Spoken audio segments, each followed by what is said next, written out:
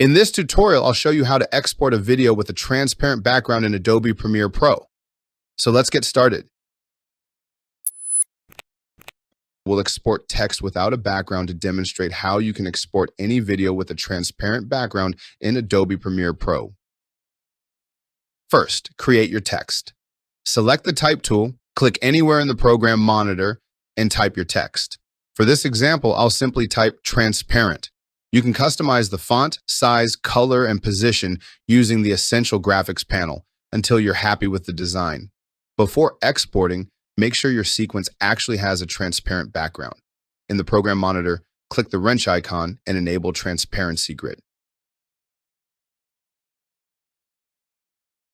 If you see a gray checkerboard pattern behind your graphics, your background is transparent and you're ready to export. Next, decide what part of your timeline you want to export. If you only want to export a specific section, move the playhead to the starting point and press I to set the end point.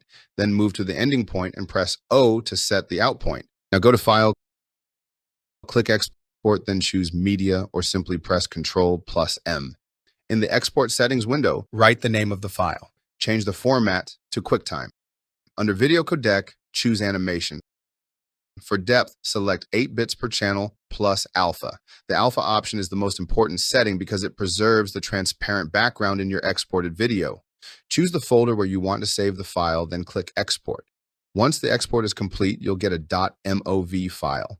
Keep in mind that many standard media players won't display the transparency correctly. This is completely normal. To verify that it worked, import the MOV file back into Premiere Pro or another video editing application. Place it on a track above another video or background. If everything was exported correctly, your video will appear with a transparent background, allowing the video underneath to show through. And that's it. Now you know how to export transparent videos from Premiere Pro using an alpha channel. If you found this tutorial helpful, don't forget to like the video, subscribe to the channel, and check out my other Premiere Pro tutorials.